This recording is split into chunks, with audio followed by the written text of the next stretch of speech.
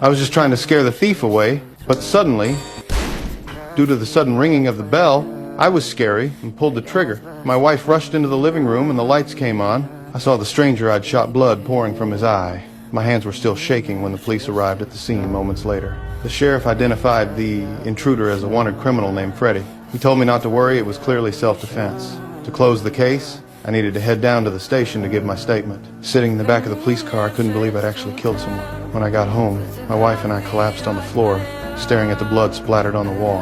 We had no idea what to do. Eventually, we started cleaning up the bloodstains. By morning, the whole town had heard what happened. The sheriff told me the intruder would be buried the next day.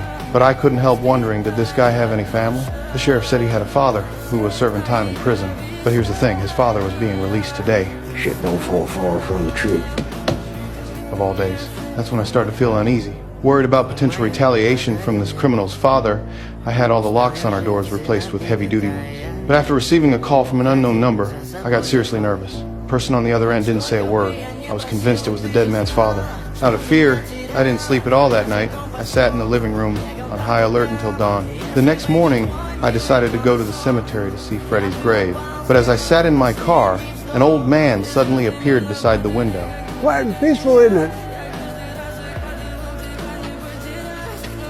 Come to watch the shit go in the hole. I knew it had to be Freddie's father, fresh out of prison. And what he said next absolutely terrified me.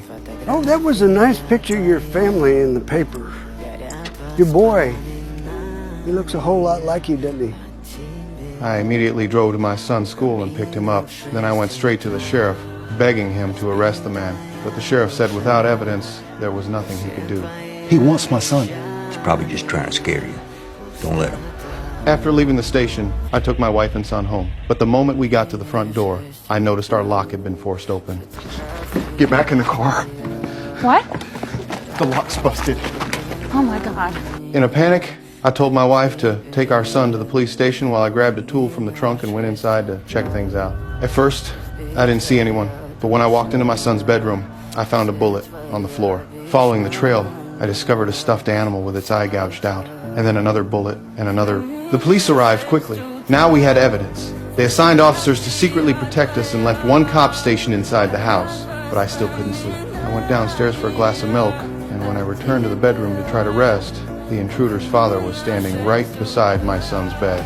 When I heard strange noises again, I went back downstairs to investigate. The attic entrance was wide open. Kevin?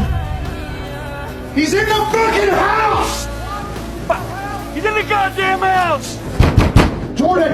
Move! Go! Go! I slammed against my son's bedroom door with all my strength. By the time I got in, the old man had already escaped through the window. But because of the heavy rain, the officers searching outside couldn't find any trace of him. The next morning, I got a call from the sheriff.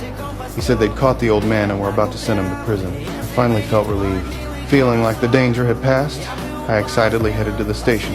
But after finishing my statement, I noticed wanted posters on the wall. When I saw Freddie's name, I stepped closer to take a look. To my shock, this Freddie wasn't the man I'd killed that night. I showed the poster to the sheriff and asked him about it, but he insisted this was the same person I'd shot. That is not the guy. He said I was probably so stressed that my memory had gotten fuzzy. Before I could get a clear explanation, the sheriff rushed me out of the station. But I knew I hadn't misremembered. So that evening, I went back to the station to ask more questions. That's when I saw the sheriff and his men loading the old man into a car. But hadn't the sheriff told me they'd already sent him to prison? After thinking it over, I got in my car and followed them. They drove to a spot near some railroad tracks and injected the old man with a sedative. Then they laid him down on the tracks. They'd even staged the scene to make it look like he'd passed out drunk. Watching this unfold, I was completely stunned. If I hadn't actually killed Freddie, why frame me for it? And why were they trying to get rid of Freddie's father? Before I could process what was happening, I heard the train approaching.